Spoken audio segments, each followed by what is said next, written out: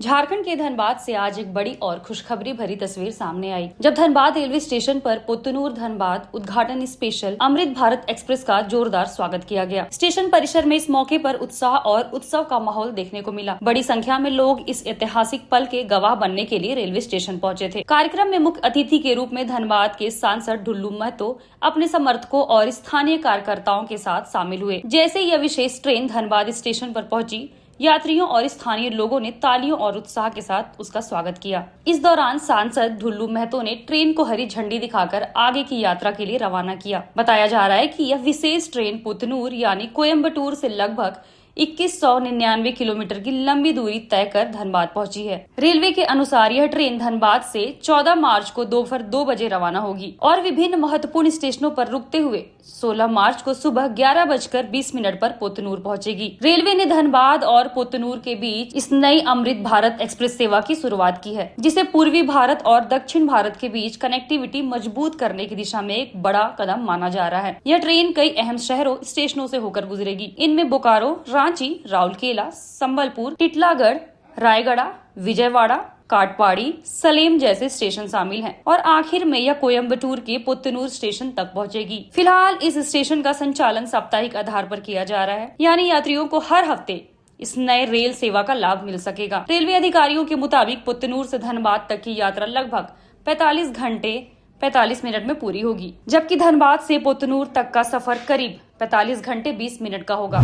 सबसे पहले तो अपने भारत सरकार के यशस्वी प्रधानमंत्री नरेंद्र मोदी जी और अपने रेल मंत्री अश्विनी वैष्णव जी को हार्दिक दिल से धनबाद लोकसभा क्षेत्र के देवतुल्य जनता की ओर से हार्दिक बधाई, हार्दिक शुभकामना देते हैं कि जो डिमांड धनबाद लोकसभा क्षेत्र के देवतुल्य जनता से आग्रहपूर्वक मेरे पास आया था और मैंने आग्रहपूर्वक अपने देश के यशस्वी प्रधानमंत्री नरेंद्र मोदी जी के कैबिनेट मंत्री और रेल मंत्री अपने अश्विनी वैष्णव जी के पास मैंने रखा।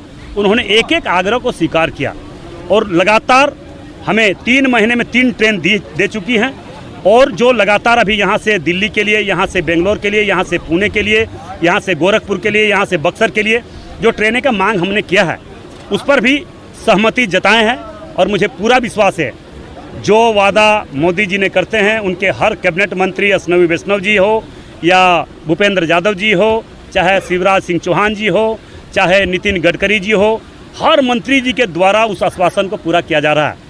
मैं विश्वास के साथ कह रहा हूं कि जिस प्रकार से हमें अपने आशीर्वादी रूपी वोट देकर ऐतिहासिक जीत धनबाद लोकसभा क्षेत्र के देवतुल्य जनता ने मुझे दिया है, मैं विश्वास के साथ कह रहा हूँ, मैं प्रभु श्री राम जी का भक्त हूँ।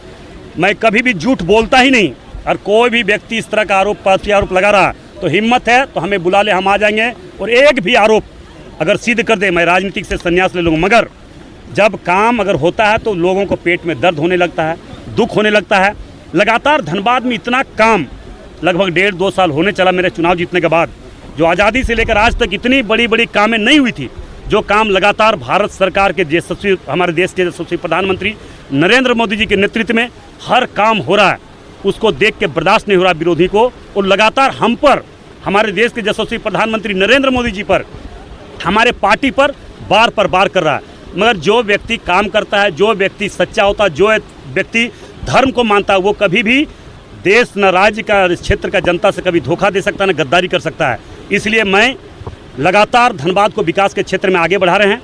मैं वैसे लोगों से बचना के लिए तमाम देवतुल्य जनता से आग्रह करना चाहेंगे, धनबाद देवतुल्य जनता से जो कभी भी धनबाद को विकास का बौ तक नहीं जानता है, विकास का बौ तक किया नहीं है, विकास का बौ का बात करता नहीं है, वैसे लोगों से बचने की जरूरत है। और धनबाद को विकास के क्षेत्र में आगे बढ़ाने के लिए सभी लोगों का आशीर्वाद और सहयोग की जरूरत है, क्योंकि लगातार वैसे लोग आरोप प्रत्यारोप लगा रहे हैं। ये बतावें अगर हिम्मत है, मैं फिर से इस मंच से आज के कार्यक्रम के माध्यम से मैं चुनौती देना चाहेंगे, ये बताओ कि कौन काम करना, ये बताओ। ढुल्लू मतो ये या ढुल्लू मतो वो है, ढुल्लू मतो ये है, हिम्मत है तो काम बताओ। काम का समय देंगे और उस समय पर पूरा करने का काम करेंगे। मगर ये तो करता नहीं है, ये सिर्फ ढुल्लू मतो कैसे बदनाम करें, कैसे तरह का हथकंडा अपनाएं, वैसे लोग लगे हुए हैं। तो वैसे लोगों को इतिहास सारे धनबाद के देवतुल्य जनता ने जान रही है, इसलिए वैसे लोगों को हम जवाब नहीं देना चाहेंगे, काम के आधार पर जवाब देंगे। निश्चित तौर पर साप्ताहिक है, हम लोग इसको परमानेंट करेंगे, प्रत्येक दिन कैसे चले इसके लिए हम लोग बात करेंगे। अभी तो प्रारंभ। इस ट्रेन में यात्रियों की सुविधा का खास ख्याल रखा गया है। इसमें कुल 8 स्लीपर कोच, 11 जनरल कोच, 2 दिव्यांग अनुकूल कोच और एक पेंट्री कार की व्यवस्था की गई है, ताकि लंबी दूरी यात्रा के दौरान यात्रियों को किसी तरह की परेशानी न हो। इस नई रेल सेवा से खास तौर पर उन हजारों प्रवासी मजदूरों को बड़ी राहत मिलने की उम्मीद है जो कोयम्बटूर से तिरुपुर जैसे औद्योगिक शहरों में काम करते हैं। अब तक उन्हें अपने घर आने जाने के लिए कई ट्रेन बदलनी पड़ती थी और लंबी तथा मुश्किल यात्रा करनी पड़ती थी, लेकिन अब इस सीधी रेल सेवा के शुरू होने से उनका सफर कहीं ज्यादा आसान और सुविधाजनक हो जाएगा। रेलवे का मानना है कि इस ट्रेन के शुरू होने से झारखंड और उड़ीसा के यात्रियों को न सिर्फ सस्ती और सीधी यात्रा का विकल्प मिलेगा, बल्कि दोनों क्षेत्रों के बीच आर्थिक और सामाजिक संपर्क भी मजबूत होंगे। फिलहाल इस नई अमृत भारत एक्सप्रेस की शुरुआत से यात्रियों में काफी उत्साह देखने को मिल रहा है। धनबाद से नीरज की रिपोर्ट।